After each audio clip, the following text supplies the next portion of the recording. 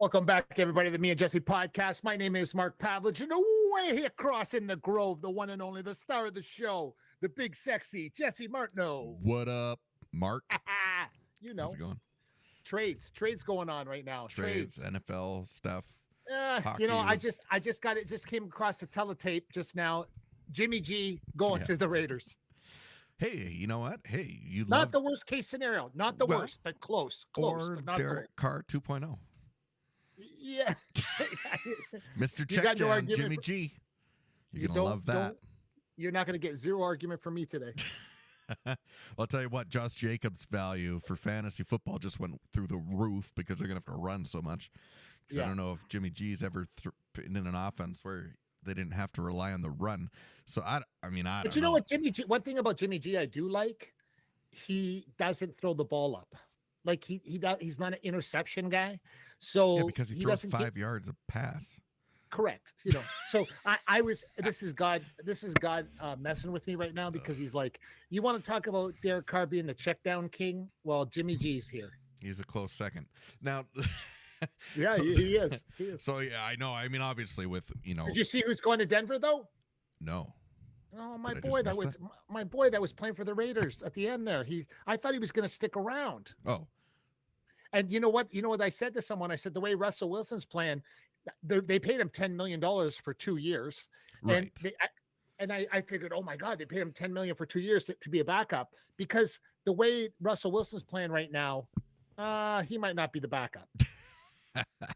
So I don't know what they're going to do over there. Because they got their pick. Seattle's got their 5th overall pick from the Broncos this year. I mean, really, the Broncos, if they can't figure this out, they're in big trouble. But I think with Rodgers, looks like he's going with the Jets. Like, obviously the Raiders had to do something. It was Jared Stidham. Sorry about that. Stidham, Stidham. He went. Now he's going to play for Denver, and I said for $10 million for 2 years to sit on the bench. And then I said to someone, I don't know if he's going to sit on the bench because Russ looked like dog shit last year. I mean, there's only one way to say it. He looked terrible. No, it wasn't good. Like discombobulated wasn't even the word. He looked terrible. Yeah, well, it was a debacle. Let's be real. The whole thing was. It was a train wreck from day one. That's the best way to. The first game in Seattle, like everybody, like that. Everyone's like, oh, that's just a one-off. It was kind of crazy. Yeah. But that was the microcosm of the entire season. The whole season was horrible for the Broncos. And if you're a Broncos fan right now, I don't think you have much to look forward to because nothing's changed. I can't see anything that's really changed. Like what, your new coach is going to magically, him and Russ. I'll tell you what, fans. I've watched Russell Wilson for a decade. Very closely. You would consider an expert. The last 4 years has been a steady decline. Now, we all blamed the coaches. We all blamed the play calling. We all blamed everyone but Russ. What I have to say today is it was Russ the whole time. He played the great Houdini act. And in all honesty, kudos to the staff over at the Seahawks upper offices because they didn't let on. They let all that happen, and then they got top dollar. And so, but you get guys moving around. I think when Aaron goes off the table, the Raiders have to do something quick because they know, okay, we need to grab someone. We need to get something. Well, they just signed that safety Marcus Epps from the Philadelphia Eagles, who's really reliable and really good. But you still you needed the quarterback because you didn't have one.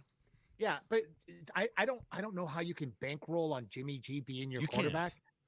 I don't think you can. I mean, he got replaced by how many people? I mean, he's been the perpetual. Yes, okay, injuries have bothered him, and yes, there's things. But you look at that San Fran team who did amazing with Mr. Irrelevant for how many games, and okay, Jimmy G's had some great wins, but are they all him? I don't know. Like, can he get the ball to Devontae? Like that's really all that matters. No, but we've already figured out anybody can get the ball to Devontae.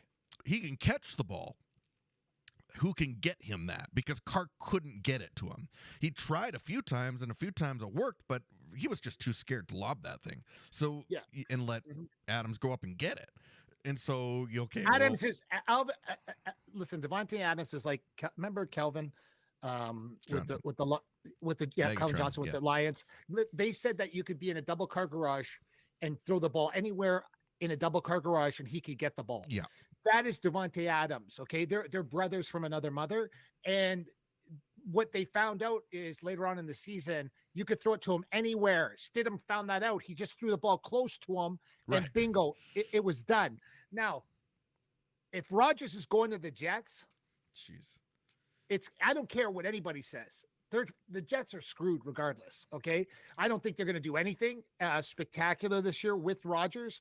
I think it's going to be the same formula as him leaving Green Bay, as Russell leaving Seattle. That's what I think. I think it's going to be like that. Like everybody thinks it's going to be the Brady effect.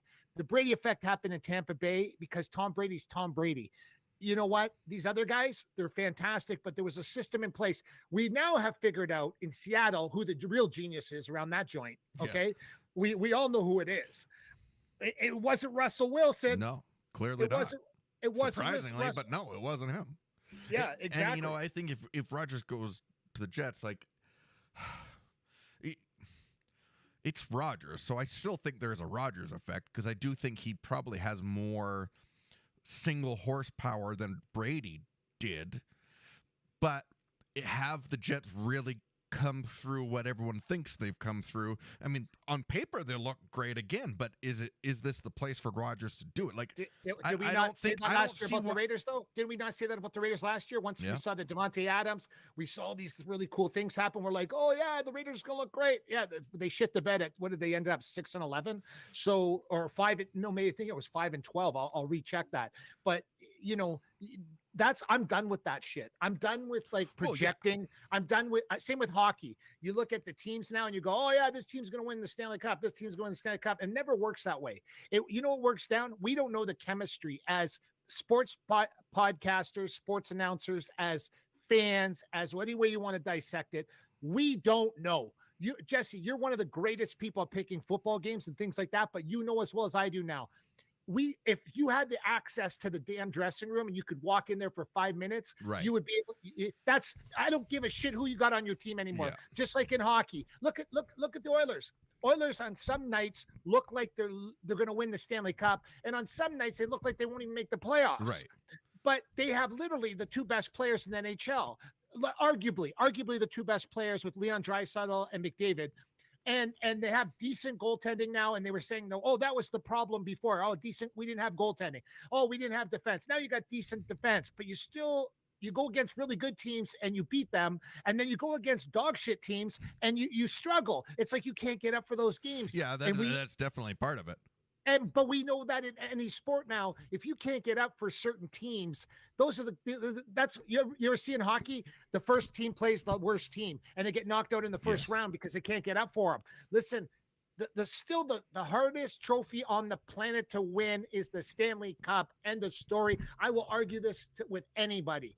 The hardest to win. The hardest. Okay. It is crazy, that tournament. Like it really is. Jesse, it is crazy, man. It is brutally violent. The level of hockey steps up about 9 million degrees.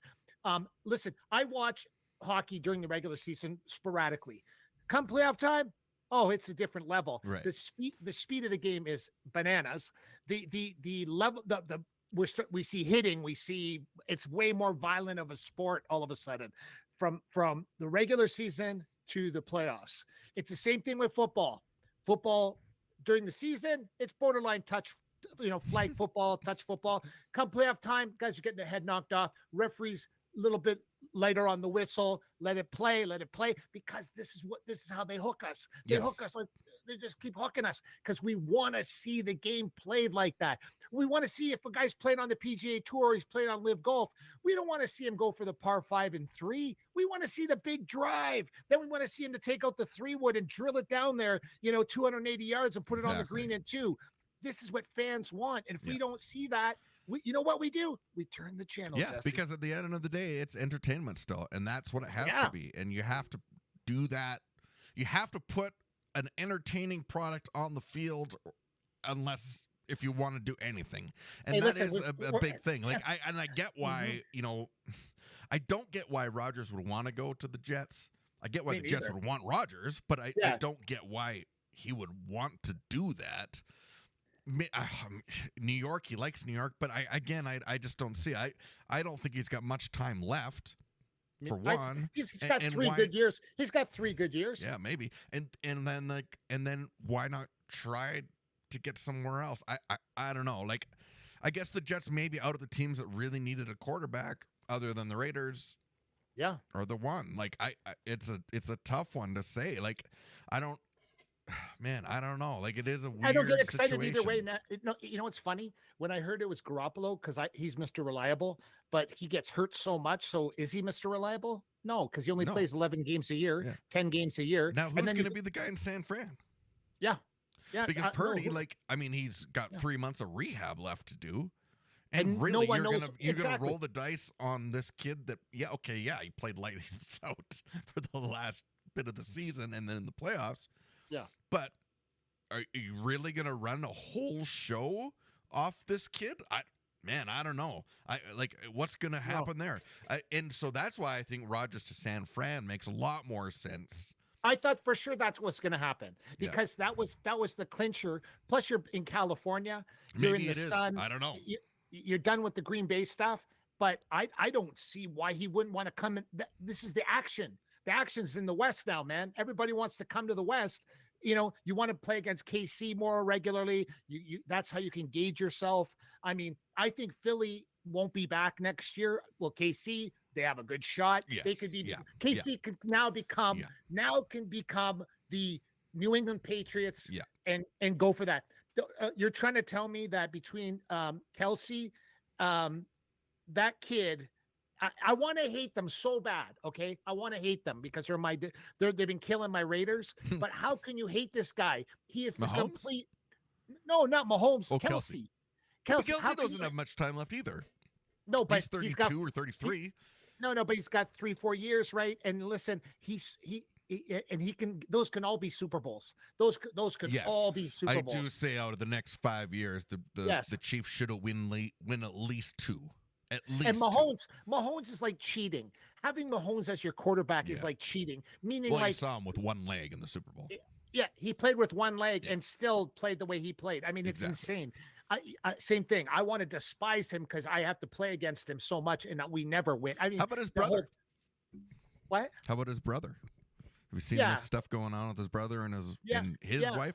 Like, I mean, social media is a great thing until it isn't. Because what happens is, true, you can build your brand or whatever, but then you start saying stupid things, which he is. And so he gets in trouble. Someone filmed him again of actually grabbing I'm not sure if she owned the restaurant or the bar or whatever, but he went and tried to kiss her. He did kiss her 3 times in a row and grabbed her, and she's like, what's going on? And it's all on camera. And so you're like, okay, well, you'd think that Patrick would be like, yo, guys, do you realize I'm willing to fund you? I'm willing to, send you out wherever. You want a new car? You want a Ferrari? I'll get you a Ferrari. Yeah. Fine. But don't do anything stupid on social media.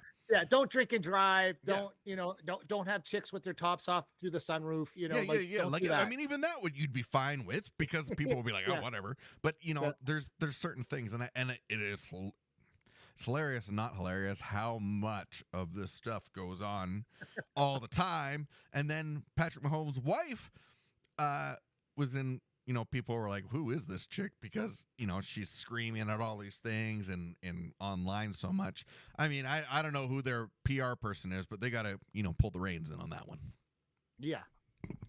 No, but as we've watched, 21-day effect, everything disappears, man. Yeah, everything disappears. Away. Look at our boy Dana White. Look at our boy Dana White. Put the slap on his old lady and look at nothing. You don't hear nothing. No. It's done. Now let me ask you about this Chael Sonnen stuff, because he's calling out John Jones. He's calling out everybody for juicing. He said they were juicing back in the day, right before USADA came around. He's confident that everyone is, and that the new fight with McGregor won't happen unless McGregor does a piss test. So, that's right. So you're like, okay, well, how how much of that is in there. Like, there's obviously a lot still left. Yes. But does it matter? I mean, right now it matters because it's a rule. But is it true? Is Jones, on the program? I can't tell that, Jesse, but I do know this much. He is the man right now, and he is the calling card of the UFC. They were, to me personally, there was no one really to watch and get excited about that much anymore. There's a very few guys, Volkanovski maybe. You can. It's not like it's just not like it used to be. No. To the point that they had to bring Connor back, who hasn't won a fight in a very long time, to be the guy on the Ultimate Fighter show with Chandler. And I'm like, I don't know if that's enough for me to tune in, but will we watch him and Chandler fight each other at the end? You bet we will. Yeah, of course. You bet we will. Because that's the only thing that they're in PGA country with what they're doing with their totally their stuff. So again, like, I don't know, like you see all this stuff, but maybe it is a ploy. Maybe it is something to put the attention back on, even if it's bad press right now. Who cares? Because at least it's pointing towards something. Even that idiotic slap fighting thing that's going on right now. It's like I know the ratings are horseshit on them, and I never watch it. Never. I refuse to watch it. And I think that a lot of people are feeling the same way I am, but there's still that cult following that they have that will keep it alive. You know what I mean? And there'll be that hillbilly trailer park crowd that'll keep watching slap fighting. We'll be right back, everybody. Wait a second. I just said that. Yeah, I know. I'll let people stew on that one when we come back in a few minutes on the Me and Jesse podcast. Get ready. It's time for the Me and Jesse podcast with Mark Pavlich and Jesse Martineau.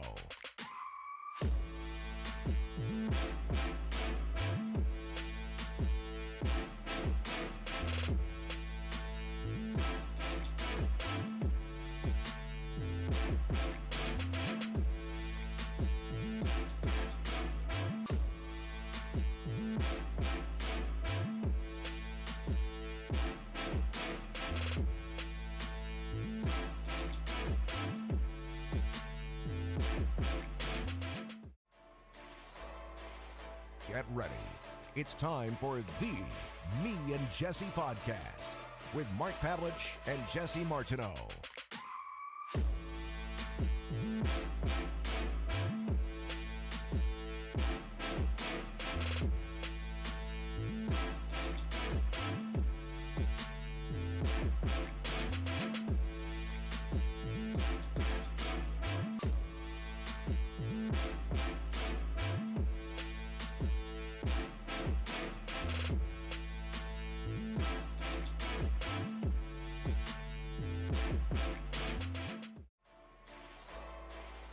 Get ready.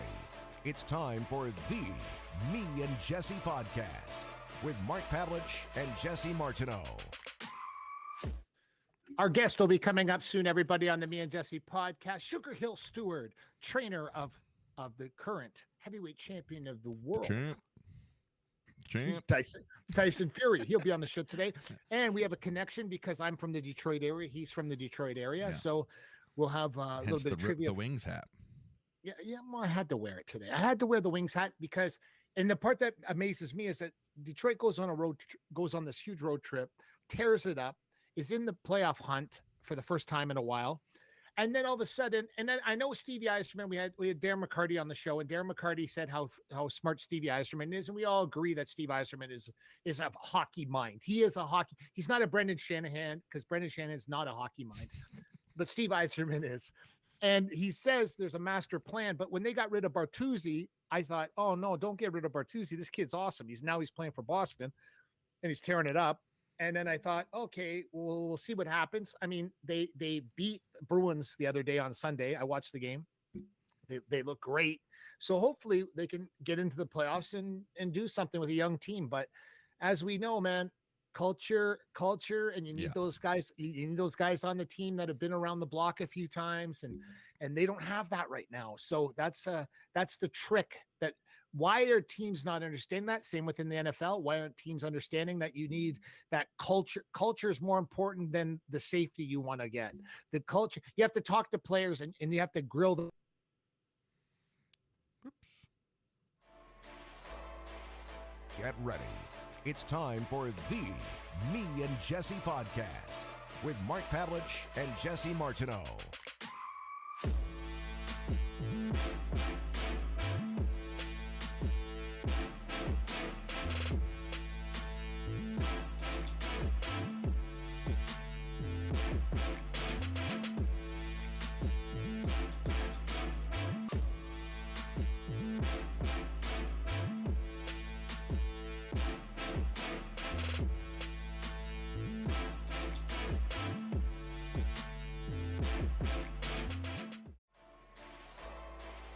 Get ready. It's time for the Me and Jesse podcast with Mark Pavlich and Jesse Martineau.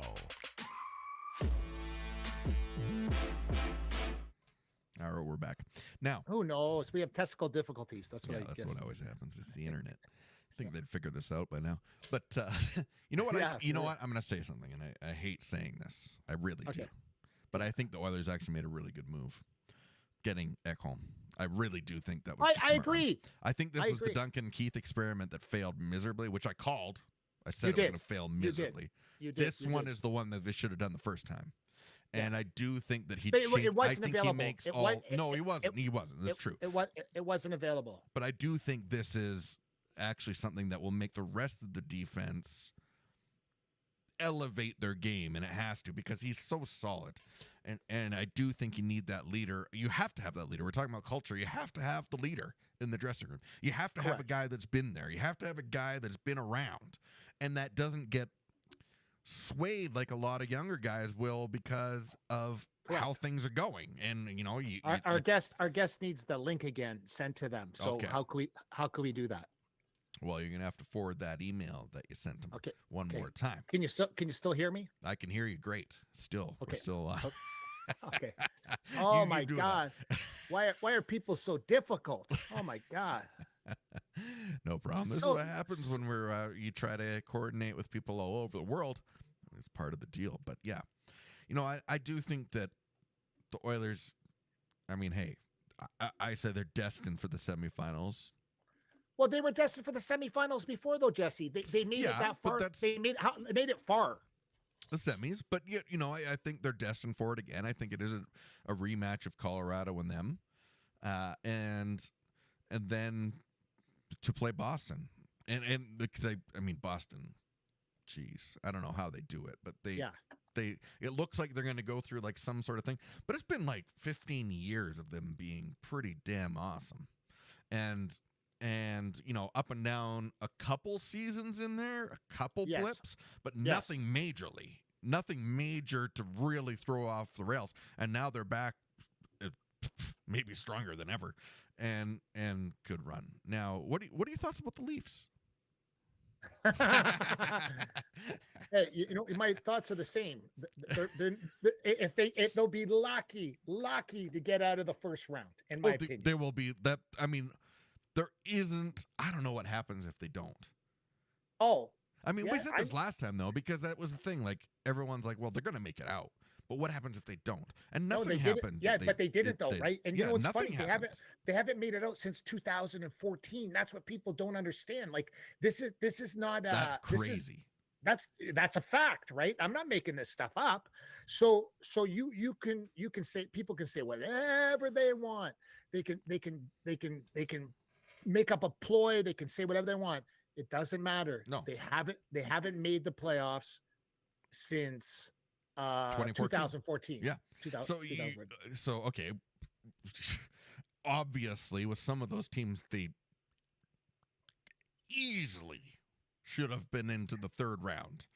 Oh, and even with the team now, like I Easily. don't think that there's any chance that they wouldn't be predicted there if it wasn't the Leafs. But it seems like there's something in their head right now that just can't get through, and they really, really struggle to close out that first series. And I don't know what's going to happen, but I think this time, if they don't make it, you got to blow it up. I really do think, and I don't mean necessarily the what are you team. talking I about? mean You got to every blow. You have to management- blow it up. Yeah. You have to blow it up. You have. It No wasn't until choice. the Oilers did that because they were hanging on to the old, the old one. You're still out. You still look at Nugent Hopkins. Our Looks like a guest rock is star. here. Ready? Our guest is here. He's here. Let's Oh go. my god! Now we just need a picture. There it is. That's Okay, that's not our guest. Do you know we have a live? You're on live right now. You understand that? You understand Welcome. that? You understand that? I'm just giving him an intro. Okay, listen. All right, let's do eight-time. Wait a second, everybody. 8-time world champ, our dear friend Jolina Marjinovich is on the show, and she's going to do the intro right now for Sugarhill Steward for our podcast that gets a few tens of thousands of people watching.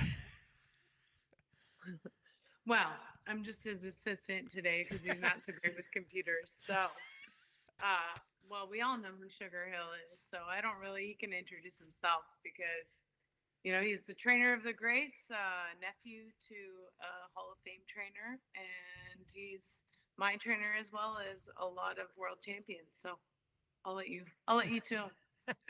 Awesome. You guys have a good podcast. Thanks, Juliana. Wasn't expecting that. That was great. Okay, ladies and gentlemen, on our podcast today, the one and only Sugarhill Steward. Here he is, ladies and gentlemen. That is a fantastic hat you have on there. Yes, sir. We're going to talk about that a little bit here. There's some things you need to know about Mark. Sugar, welcome to the show. Can you hear How it? are you? Oh, we're doing good. Getting it all set up there. Welcome to the show. Thanks so much for joining us tonight. Sugarhill Stewart's with us. I was thrown off because I wasn't expecting Jelena there. Obviously, you knew that, Mark, but I was. I did not. Oh, you I did didn't not. know? Okay, there you go. No, I did not. Yeah, is that better? Yeah, Oh Yeah. yeah, we're Can cooking you now. hear us perfect? Can you hear us? I do. Okay, good. All right. Well, welcome to the show. So Detroit off the top, because Mark, born and raised Windsor, basically grew up in Detroit, which is why is that. But there's way more. Mark, why don't you tell them about Detroit? Come on, Sugar. You know what it is? I grew up in Windsor, Ontario, and I could not get enough of Detroit. And when I was a kid, I couldn't stop myself from crossing that border and going to Detroit every weekend, every chance I could get. And when I was a kid, I walked into Kronk Gym, and I said to the guy that was sweeping the floor, when I walked in as a white kid, he said, "Are you sure you're in the right gym?" This was back in the day. And he said, I said, "Yeah, I want a box. I want to go to Kronk Gym." And he says, "Are you sure you want a box?" And I said, "Well, maybe I could just watch for a little bit, because that was at a time. I'm talking. This is a long time ago. I'm 55 years old, right? So this was even pre Tommy Hearns. This was pre Michael Moore. This was pre all that even. You know what I mean? So it was a great place to grow up. I loved it. My uncle played for the Detroit Red Wings and won 4 Stanley Cups. I mean, my whole life was embedded into Detroit when I was a kid. So when Jolena got you to come on our show, we were so excited because what I want to know is, and this has been driving me nuts, why do you pick certain fighters to get involved with? What's the one thing that you really look at and say, okay, that's the one thing. That's the one thing. You know what? It's actually I've been chosen, so I don't really pick out fighters. Sort of say to say, "Oh, I want to train him. I want to train her." They actually come to me, and my outlook is pretty much like I like to give everybody a chance. So I don't just turn someone down and say, "No, I'm not training you." I try to give everybody a chance. So it's not really that I turn people down. It's just that maybe it just doesn't fit, the chemistry and things like that, and we just go our separate ways. So it's maybe a little bit different. So but I'm approached for training a lot more than, I shouldn't say a lot more, because I've never ever actually went and asked somebody to let me train you, or except for the amateur kids that I originally started off with. And it was like 11 of those kids, and they were brought to me by one kid. And then he said, "Can my cousins come?" So then it just started from there. It wasn't really me saying, "Hey, want to train? Let me train you." Yeah. Yeah, that's really cool. That's so you from Detroit. What was that like back in the day for you? You know what? To be honest, I guess it was just pretty much regular. You know, from where I grew up at, it wasn't the worst. It wasn't the best all the time, but you know, you just learn and adapt to the situations, and you just know your surroundings, know where you are, and you know that those experiences through life just carry me all over the world. So I don't really think about where I'm at too much. Unless you drop me off in the middle of a war zone, then probably it's going to be a lot different. But I'm sure I'll adapt to that because I want to survive. So Right. it's just adapting to wherever you're from. And people always ask questions about Detroit, and you know, I guess more so in a bad way, like it's a bad place. But from my experiences, every place has somewhere bad. I It's agree. just maybe a bigger area, or even Detroit didn't have everywhere that was bad, but you just knew where to go and where not to go. So pretty much throughout the world, it's just know where you are and know your surroundings. Correct. But you were also a chef and a police officer. And I want to figure out how you went from being a chef police officer to where you are today, because it makes no sense whatsoever. It sounds like a joke, right? You go, well, there was a cop and a chef and then this trainer, and they, you know, they walked into a bar, and you are that guy. Like, you actually were a police officer in Detroit, that's a TV show in itself. And then you were a chef, and then you became a world-class boxing trainer. To me, that's that. Well, my police career, you can look me up on Beverly Hills Cop. That's that movie you were talking about. So I got a couple episodes, you know, part 1, 2, and 3, and yeah. But you saw some crazy. You must have saw some like off the chart stuff that probably you never forgot. Or probably that I did forget. So yeah, you wanted to forget. Most of the things that happened when I was on the job, I mean, I can't sit and say they were the craziest things.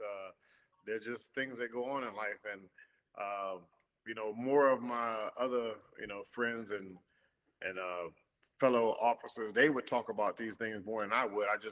I'm just the person that would just forget about it. Like, it's not something that I'm like, oh yeah, I remember this. And you know, those things that were going on at that time were exciting because that was something that I was doing. It was something that I was into, and I had to be, just to, you know, protect myself and whoever else is around me. And I take my job seriously. So being a police officer was something I never wanted to do. It was just an opportunity that I took, and it was a chance to make me do some things that were better than what I was doing. And and when I did it, I just did it 100%. I didn't just do it half-ass. I made sure I did it right because I was raised that way. If you're going to do something, do it right. I was always scolded for things that I tried to just half-ass when I was growing up, like washing the dishes. If I washed the dishes and it was a dish dirty, I had to do them all over again. So just things like that kind of like help mold me into whatever I'm going to do it right. Is that missing, Sugar? Is that missing in the world today? That what you just said? I think a lot of basic, basic things that make you be a better person, like being better at a lot of things that go on is just it's not hands-on anymore. It's more let the computer go. You don't learn from mistakes as much as you used to because the computer or the phones and stuff help you out. And you know, I can't say it's totally bad thing because, of course, before our generation, they looked at us and said, well, hell, we didn't do that. They getting away with doing this. Yeah. So it's every generation that comes along that looks at the new generation and say, hey, man, they got it easy. They don't know how to do this and they don't know how to do that. And it's some ups and downs to it, but we have to adapt in the world and you know, keep moving forward. Just don't get stuck too far in the past where you don't know what's going on in the present and the future. Correct. Yeah, that's really good.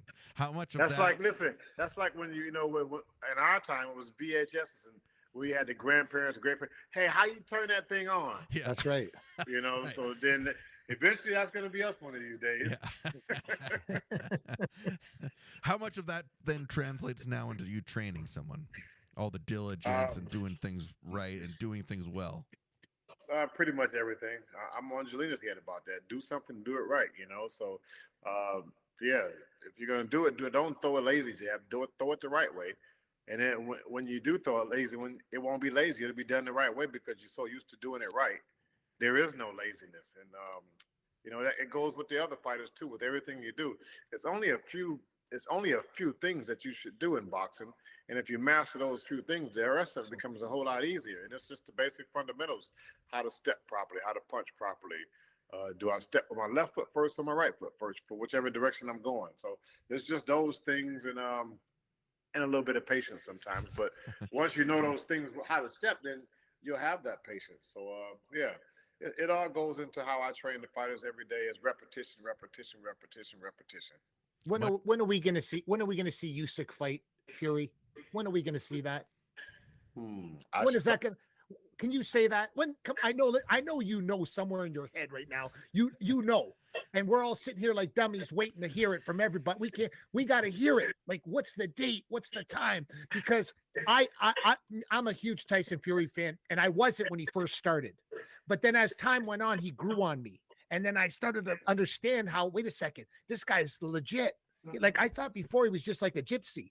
And then I was like, oh, and then you came along and he got a little bit sharper. Did he freeze? Froze there for a second. Yeah. He froze. Yeah, but that's Tyson, man. I love that guy. And the ring entrances are what man. But listen, when Tyson Fury, when Sugarhill came along, it changed. And Sugar might not say it changed, but it did change. So I want to know it changed, but he froze. So he has to unfreeze here. Oh, there. He'll come back. Yeah, like he has to call today. I'll hold that question because yeah. Do you remember the? Oh, there we go. We got him back. Everybody. We got him back. There we go. Welcome back. You froze. I don't know. Was I smiling? Yeah, you were smiling, so it was a good freeze. It was a good freeze. It was a good image. So I do notice a difference in box. Listen, my background is different because I train multiple fighters to fight in the UFC. So I train multiple guys that probably should never have been in the UFC, and I can see things. So I'm not interviewing from a guy that's like some fan off the street. And you know what I did notice? I noticed that Tyson Fury, since you got involved, it's different. Things are different, and he might not say that, and you might not say that, but since you got involved with Tyson, it's different. And you agree or disagree? Well, I'm not supposed. He won't say it, actually. Yeah, but I'll say it. It's only because he knows he'll get some of this knuckle sandwich if you don't listen. I love it. We get in with a knuckle sandwich. No, but you were going to tell us we got frozen about Usyk and Tyson Fury. When are they going to fight? And then you froze. You know why it froze? Because that's how things are going right now. It's just froze. I thought you were just joking around with us. I thought you just froze on purpose. It did, but it froze when it was supposed to freeze. Like things happen and know when they happen for a reason. So that was just one of them. It was like, I was going to give my old famous answer. Like, I really don't know. I don't even really care. It's whenever they decide it. But it's a lot more intricate than we know. Like, or the most average people know. It's even bigger than the two fighters. Everything has to be aligned. So it froze because of that. Yeah. This computer, see how smart this computer stuff is. Yeah, they're already learning this. It's AI. Okay, AI. Ain't it? So we'll explain the chef part because we kind of glossed over the chef part because that's something that I love, that kind of stuff, and I can already imagine some parallels between the two things. But what was it about food that got you in, besides it being delicious? I want to eat. So I believe my first cooking experiences started when I was a young boy. And this is back in the 70s, so y'all can dig this. So I was probably about 4 years old, 4 years old. A sister a year and a half older than me, so sometimes she might have been 4, I was 3, or 4 and 5. But yeah, we were left at home alone. That was normal back then. Yeah, it was. Yeah. And we had a gas stove, and my mom would cook pancakes in the morning before she went to work, and she would put them in the oven and say, when you guys wake up, turn the oven off. Keep it on warm. Turn the oven off. Those old Cornell plates. Turn the oven off, and eat the pancakes and go to school. And that's what we had to do. Going in the first grade, second grade, whatever. And so my sister was like, "You want some bacon?" And I'm like, "Sure." I don't know how to cook it. Well, I know how to do it. I watch Mama. Look, so okay. So now we in there think we didn't have bacon. We made sausage. So we used to sit like this is the stove here, and then back there is a countertop, and the sink. So we would put the sausage in the pan. We would stand back on top of that, and we would sit back because the grease is popping. Yeah. And then we little, Yeah. the grease is popping. So now we could see it cooking, but we were saying, oh, the sausage just fighting each other because it's popping and the grease is popping everywhere. But that's when I first started learning how to cook was back then. And just just being raised that way as well. Like, Mom, you're gonna cook. Well, you cook it. Just learn how to. Like, I'll teach you how to cook. So you can cook it yourself. So you won't have to depend on anybody. Emmanuel was the same way. Emmanuel was learning. My grandmother and great grandmother, taught him. They taught him how to cook. So everything he was doing was to be able to take care of himself when he needed to. Wow. And so did you do that for a career for a while? I did. My first time cooking was I worked at Emmanuel's. Emmanuel had a restaurant. It was called Emmanuel Stewart's Place, and it was downtown on Jefferson, the old 1940 Chop House. Yep. And it was a big restaurant upstairs, downstairs, big glamour spot. And he brought me in to do the ribs, the barbecue stuff, because Wow. it was a nice, elegant restaurant, but he had barbecue ribs and chicken. A little bit of soul food in there as well. So he didn't want anybody with the recipe, so he brought me in to do the ribs. So that was my first time actually, cooking at that point in time. Wow, that's cool. I like that a lot. And then again, another one of those life things that translates into what you do today, because I can imagine there's a lot of, obviously cooking though, but I guess like boxing too, there's a lot of different flair that you can put in. There's a lot of different personality that you can put in to a dish or to a style. How do you what was the style that you developed for fighters, and why do people now come and pursue you to train them that? Because they want them knockouts.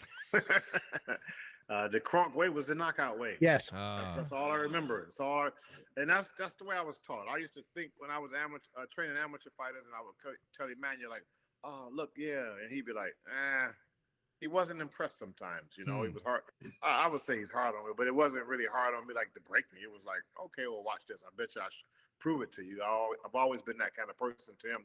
And that was the male role model of my life was him. So of course I wanted to please him into being a man myself. So he would always be like, he said, you don't understand it. Like all the years I've been training fighters, we've had decisions where the guy we dropped the guy twice every round, blooded him all up, and he in his hometown and he gets the decision. He said, ain't nothing better than a knockout. I don't want to hear the decisions. And I was okay with it back then, but as time goes on, I don't want to hear nothing but the knockout. I don't want to hear those scores. If you're beating the guy up, I don't want to hear those scores. You never know what they're gonna say. Right. That's so true. Yeah, absolutely. Those scores are just three persons' Opinion. Yeah. That's it. Because the two people in the ring couldn't decide on who was gonna knock the other one out. And we still see that in boxing today. It's horseshit. The refereeing is terrible. Like you watch some fights and you could have 5 people in a room and 3 of them say one way and 2 say the other way. And the judges are the same way. A lot of the judges aren't overly qualified in MMA, especially, and in boxing, they're a little more qualified, but it's always been like that. Like if you want to take it out of the hands, you got to put it on the guy or girl. You know what I mean? And it's a shame. But Kronk was known. It was weird. Back in the day, I had a show at Caesars Windsor when I owned the MFC. I owned the biggest MMA organization in Canada at one point for 16 years. And I did a show at Caesars in Windsor, and I looked over and I looked ringside, and I'm walking around and I see all these people and I'm waving and how you doing? And someone says to me, Mark, look behind you. And in the front row is Tommy Hearns, Michael Moore. And I turned around and they said, these 2 guys want to take a picture with you, Mark. And I said, what 2 guys? And it was Michael Moore and Tommy Hearns. And as a kid, you have to understand, when I was a kid, I loved them. Like I was like Tommy Hearns, Michael Moore were my guys, and then they wanted to take a picture with me, and I still have the picture today. I never take pictures with nobody, so it was so funny that I took one with them, and I kept that picture like a little kid, And now I'm I'm an old guy now, but what I'm saying is that's the feeling I always had when I was around people like in Detroit. Everybody always treated me great. When I went to go over to Lafayette, Coney Island, we bump into hockey players. Everybody was cool. You bump into basketball players, everybody was cool. You bump into the boxers, everybody was cool. That's what Detroit meant to me growing up as a kid. Now I live in Edmonton, where Jolina's from, and it's very different. Very different. Is it true what he says about the hot dogs? Oh, yeah. So yeah, my memory. I've always had like home cooked food, So it was a lot of my friends were eating like Coney Island and stuff like that. But that was me. The Coney Island that Mark referring to is the one. It's two famous ones that's downtown. Yeah, they're all over the neighborhood, but the ones downtown are just basic. They're not like the ones in the neighborhood. The ones in the neighborhood, you can get that chili cheese dog, the Coney dog. You can get all that. Plus, you can get hamburgers. Yeah. You can get. That's right. It's breakfast. You can. It's anything you want any time of the day. That's what like the real Coney Island is. But the ones downtown, they just serve the Coney dog. They serve the Coney dogs, the hot dog. It's too big of a menu, but downtown's moving fast. So those, hey, look, everybody goes there after they've been out drinking and stuff like that. That's right. They'll eat anything. Soak up the liquor. Yeah. Take a good dump in the morning. Keep on moving. Do it again the next day. I love it. That's great. That's so true. So in your own boxing life, then, what made you shift into training versus just being pro all the time? Well, I boxed amateur, and I had a hand injury when I was 18 months old. So I don't have full function in my left hand like everybody else. So I would always get a hand injury when I was boxing. And when I was 25 and I was on the police department, I had insurance. So I was like, oh, get it fixed. I said, let's see about getting it fixed. It's been a long time. I know they got some technology to fix it. So I went to see the doctors, specialists, and they told me, yeah, we can fix that, but it ain't guaranteed. And I was like, huh? Guaranteed? Yeah. They said, well, you've been living your life like this right now. You had any problems? I said, I don't have any problems other than just boxing. Like, I want to box. And they were like, well, it ain't really guaranteed that it's going to be 100%. It might be worse than what it is now. And I was just, with those words, I was just like, you know what? Because I had to take tests for the police department with both hands, and I passed. Nobody knew I had an injury, Oh, wow. I just been living with it. I mean, I did every other sport, football, baseball. Nobody knew I had a hand problem. It's nothing I would tell nobody, but it's just, I didn't think about telling anybody. It was just like play, adapt to it. So they couldn't guarantee it. So I said, well, how can I be involved in boxing? Like, I want to be a champion. I said, oh, you know what? I said, dang, Emmanuel not boxing, and he trained champion, and he on the top, and he can, and I don't have to run. I don't have to have a diet. I can stay up late and do all this stuff I want to do. Yeah, like, that's for me. Yeah. So what is it that made you the trainer you are today? What is it that you see that other people can't? Well, it was like I grew up in a is it a monastery up in the mountains, like a monk or something like that? Monastery. Yeah. So I grew up in the house with Emmanuel.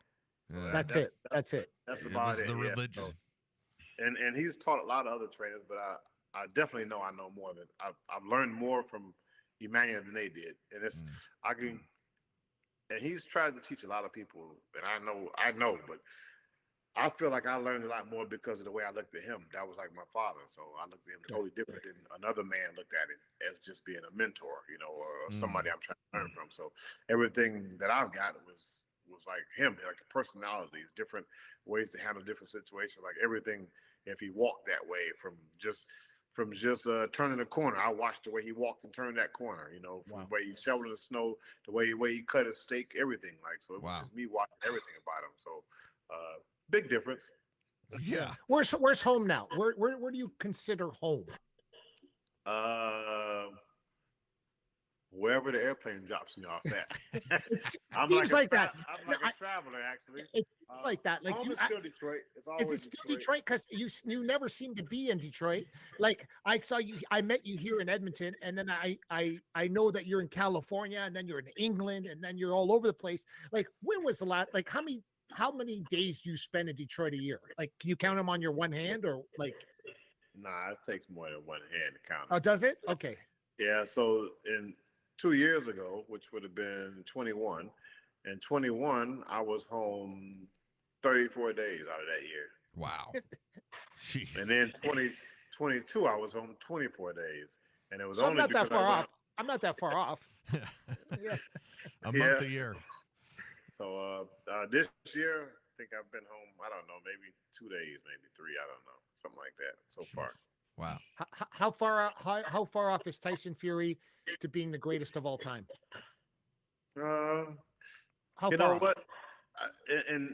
It's a I normally don't answer because it's different eras and stuff. But I know that. I mean, going through the eras, and if he was smaller, but I mean, he's just so big. So he would definitely have to give anybody in any era a big problem, and you know, just him completing his career is that far off from him, you know, becoming the greatest. Right now, of course, I think that he's probably the greatest heavyweight, you know, to live, in my opinion, just because of the things that he can do and what he's done so far. And you know, I could look back at Mike Tyson and how vicious these guys were and stuff, but Sure. And Lennox Lewis and Vladimir, which he already beat, but I mean, the things that those guys had to make that, to have that long reign and run, even the Deontay Wilder, like the biggest knockout, you know, puncher in boxing history as a heavyweight, you know, knocking everybody out. Even he knocked Tyson down, but he got back up. So you have to look at all those things. And if you was making a video game, you would have to say, man, like, this guy's the man, because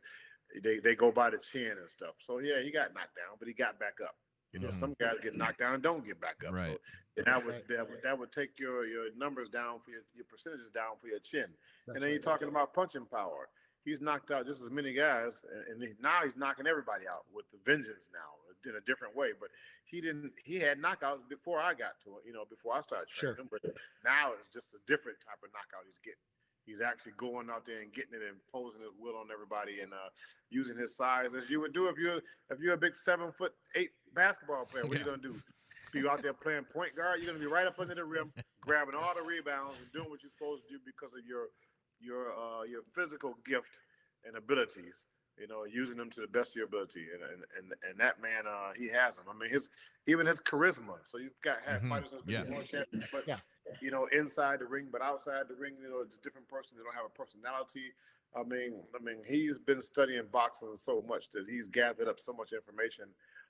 You know, one of his favorites is Muhammad Ali, and you can see bits and pieces of that, you know, inside of him. So you're actually looking at a big giant 6'9" walking boxing historian that's been mimicking everything that's been happening in boxing. Crazy. What would you say the biggest change was when you came into his camp that you had to implement? His biggest change was to forget everything he knew and let's work on the basics and start from there.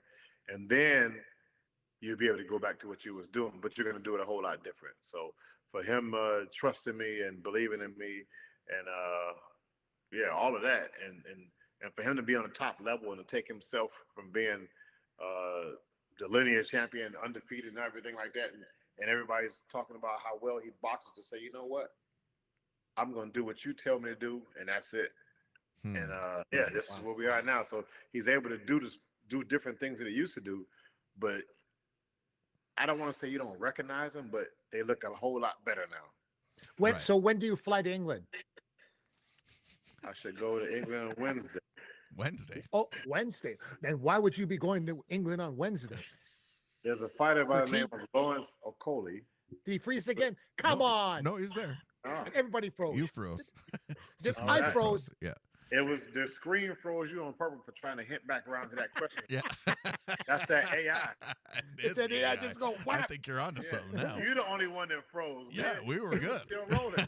You and Jesse were rolling, man, without me. It's like, no, you can't. Don't bring up England. Do not bring up T, and do not bring up Tyson Fury fighting Usyk, or else. But you know why? You know why it didn't freeze all the way is because I was saying that I'm training a fighter by the name of Lawrence Okoli, who's the cruiserweight champion of the world, and he's fighting March 25th. So that's why I'm going to England on the 25th of March. What's See how things happen? See how that? Yeah, that was good. I liked it. You did. That You was- did. it You was put that meant in to there. be Bringing that that way. up, man. I was real sick of you there. Yeah. Look what you got. Slick, I'm not. Sugar. Slick, I am not. Nope. What's your favorite part of this?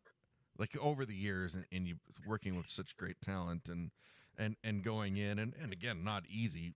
What's the part that you wake up in the morning and be like, yeah, I get to go back and do this? The teaching part by far. It ain't the championships and all that stuff. Those are great. Wow. You know, but the actual teaching part and watching the person that I'm teaching get it and be able to use it and to watch them be happy for what they learned and them getting praised for what they've done. So Where did that come from? What? Because that's not a normal thing. Not everybody like- says that. it's like having a child and you teach them how to ride the bike and Yeah. then they ride and you like, you know, Right. it's one of those things. Like so these are like my children or little brothers and sisters or something. But it's just that teaching and watching them learn.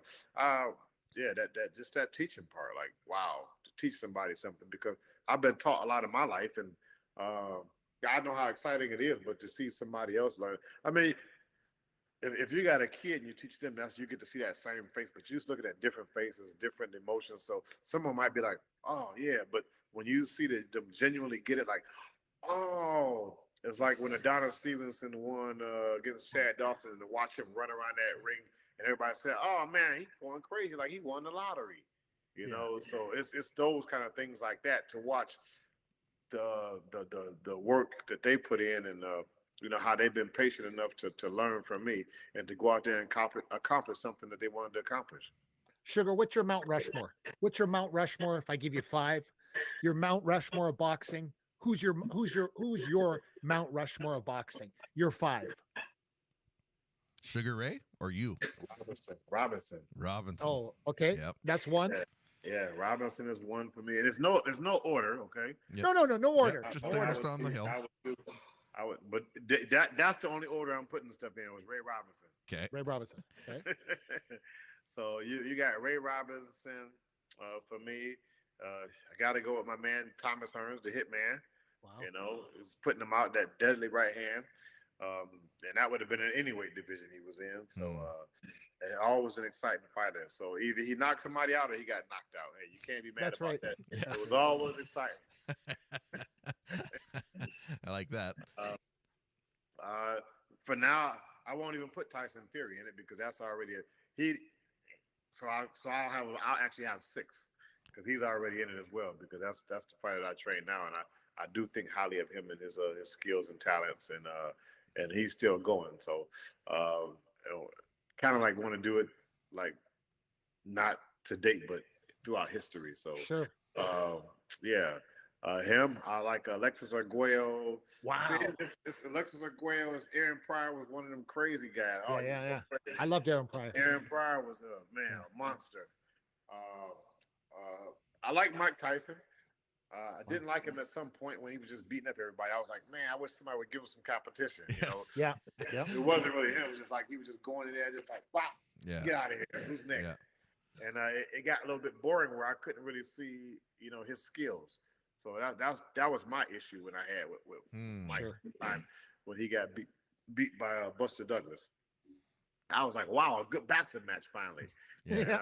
And that was a good fight. So yeah, I want to see the best guys get pushed, you know, to those limits and fight the best competition so you can actually really know what they're about. So did I give off 5 already? Yeah, but go Ali. Go Ali. Ali doesn't make it. I didn't get the chance to do that one yet. So Oh, I think you went over the limit. No, he wasn't. No. There. I think he's got 2 was left. he? Okay. I apologize. So one of my other favorites is Muhammad Ali, and it's because of his boxing. And I had Muhammad Ali gloves back in the day. You know, I had some of those gloves.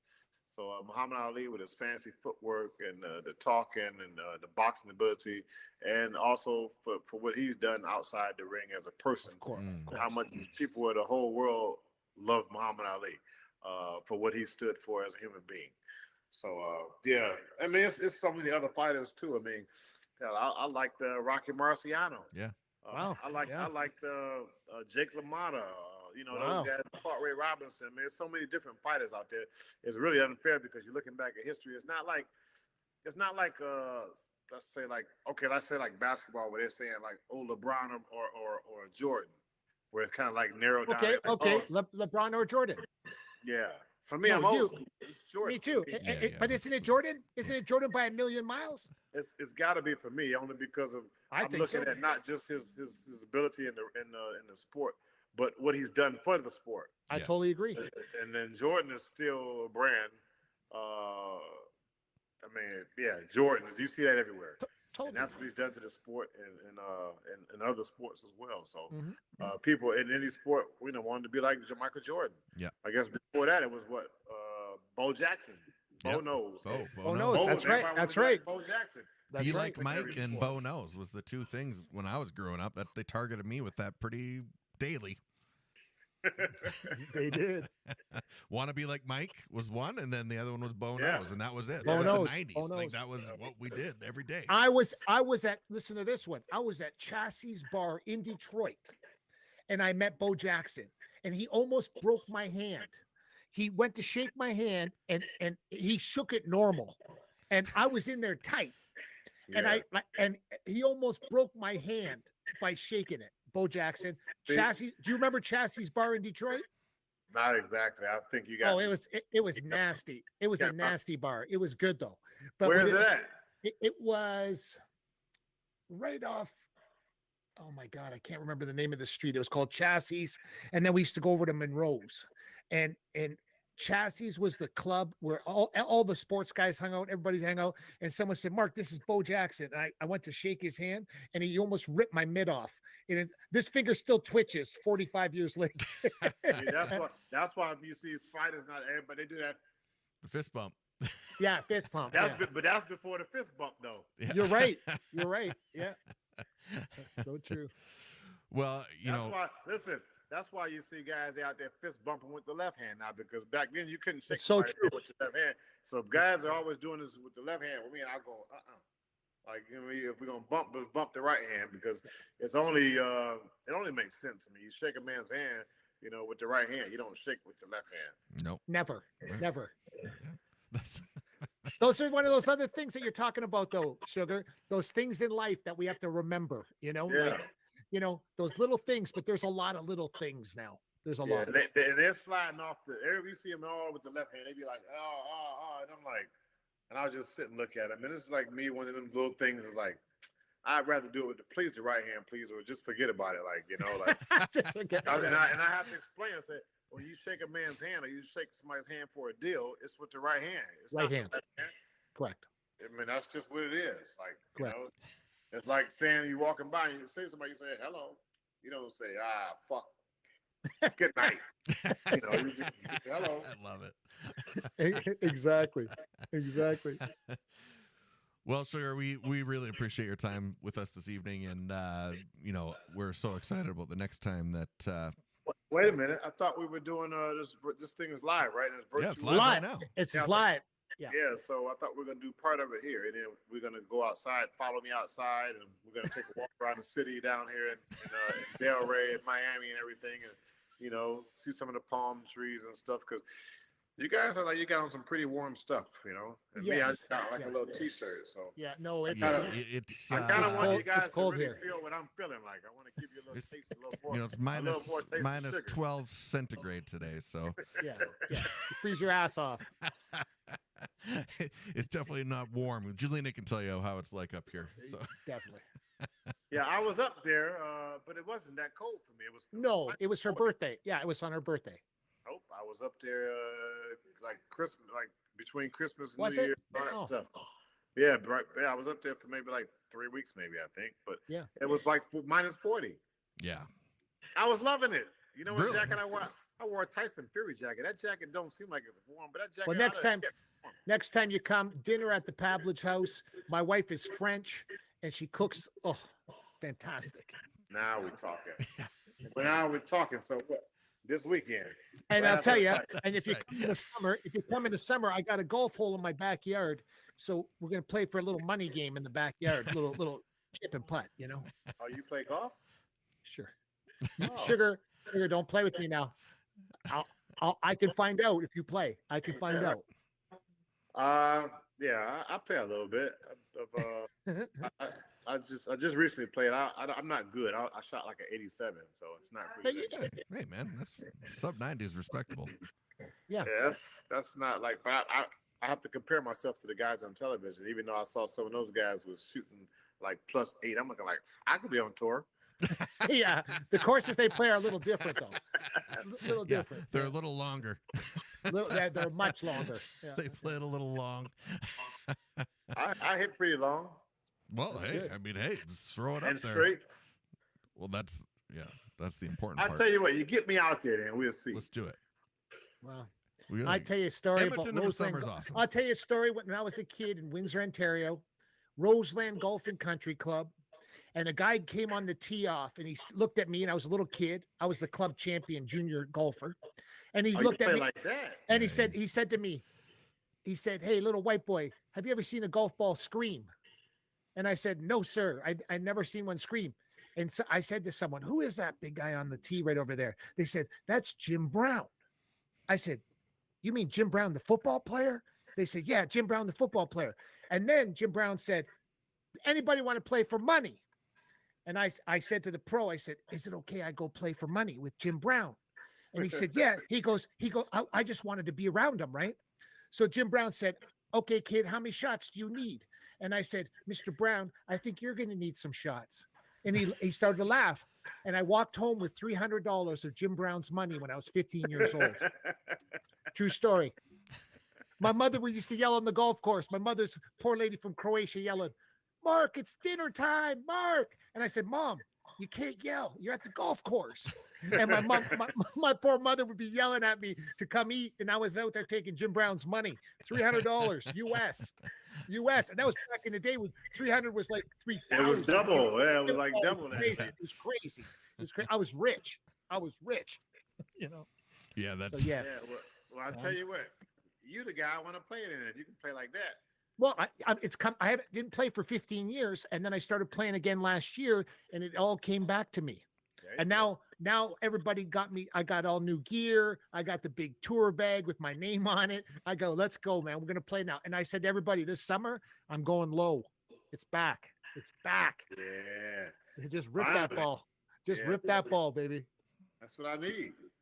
yeah. Well, you said you like being like you want to go against people that can push you. There you go. Yeah. It don't matter, Sugar. I have zero athleticism, zero. But for some reason, when I play for money at anything, something clicks in my brain. I don't know what it is. Ping pong, tennis, golf. I don't care what it is. For some reason, I got this thing in my brain when I play for money. It's crazy. I don't know what it is. But zero athleticism. Zero. None. Well, you could take Below him for a zero. little bit. Below zero. Below zero. Take him over for a little bit and see what you can do with him. Yeah. I'll be coming up there. All right. Let's But do it. we want to wish you the best of luck because we know you're one of the greatest trainers in the game right now. And I know that's not you saying it, that's us saying it. You're one of the greatest trainers in the And a you know lot of why? other people. Because you're a student of the game and you listen to who your uncle was arguably the greatest trainer of all time, in my opinion. So you learn from that lineage. So that's, in my opinion, that's like learning from Bruce Lee, one step away. You're one step away from the greatest of all time, and now you're there now. So I love it. You know, I know how old I am now. yeah, I do know. That was fantastic. That was fantastic. That was the best. That's one of my favorite scenes. You like, Yeah, I loved it too. Yeah.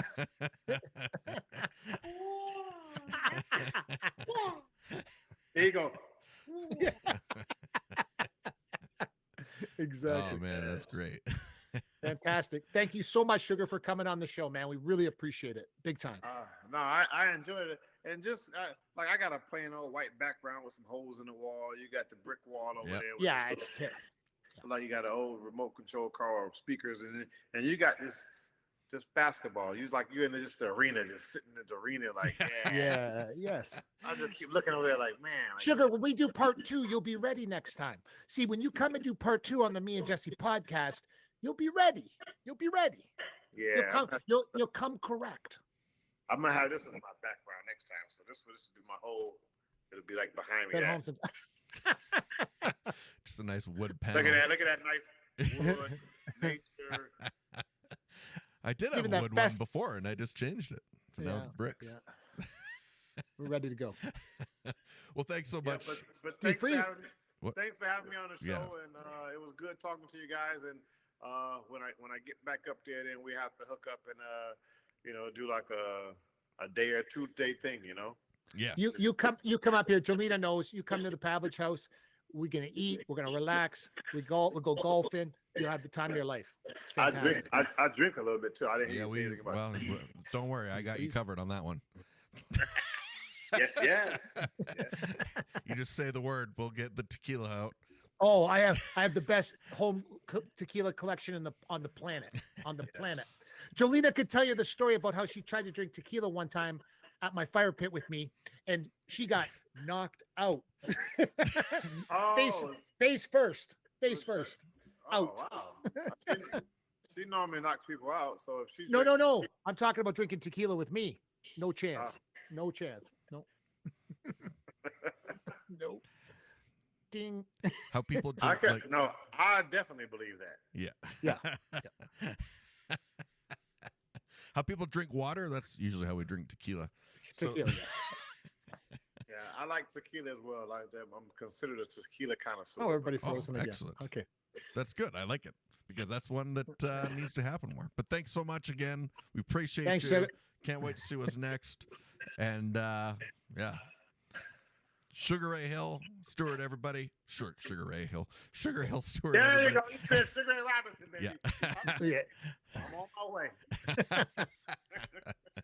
Thanks so much for your time once again. We appreciate you. Thank you. All right, Jesse, Mark.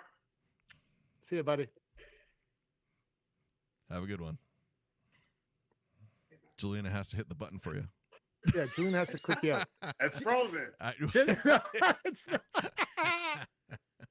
See, oh, but there she goes. awesome dude, man. Yeah, that's Awesome cool. dude. All right. Well, Well, everybody, thanks for having Sugarhill Yep. Steward on the show. And the trainer of Tyson Fury, Yeah. arguably the greatest boxer on the planet right now. And he didn't divulge to us when the fight was going to be against Usyk, don't think you know. but it's going to be soon, they I do. hope. And just Ryan Garcia and Tank got announced, and it's Oh. going to be, when is that going to be? That's going to be late April 21, 22nd, 23rd, April 23rd in Las Vegas. Tank and Ryan Garcia. And hopefully somewhere around the back end of April, May, it'll be Tyson Fury and Usyk. And we can't get enough good fights, in my opinion. Let's get it going. We need some more. We need some We big do. ones. We do. And don't forget, everybody, our proud sponsor, Backscape, arguably, listen, I'm going to let you know, the greatest product on the planet for back hair. And you know what else, everybody? Not just back hair, front hair as well. Yeah. It's considered Backscape, but it can be used on the front as well. Summer's coming, everybody. You don't want to be looking like Burt Reynolds back in the 70s. You want to be getting that nice and look in the roll. Get yourself to Backscape. Get to backscape.com. And let me explain this to you, everybody. The product itself, go check the reviews. It's got 5 stars across the board. It's a fantastic product. And get yours today. Excellent. And don't forget Crystal Glass. Crystal Glass for all your glass needs, your clear choice for all your glass needs. Call 310 Glass or go to crystalglass.ca. And the great Ed Bean, the founder of Crystal Glass, passed away on March 1st. We just want to give our deepest condolences to Ed Bean. He's a great human being, a true humanitarian, a philanthropist, and he will be greatly missed. We love you, Ed Bean. Rest in peace. Until next time, everybody, that is Mark Pavlich. I'm Jesse Martineau. Thanks so much, Sugar Hill, for joining us tonight. And until next Great time, guys. everybody, we'll see you on the Me and Jesse podcast. Thanks for watching the Me and Jesse podcast. Follow us at facebook.com/me and Jesse.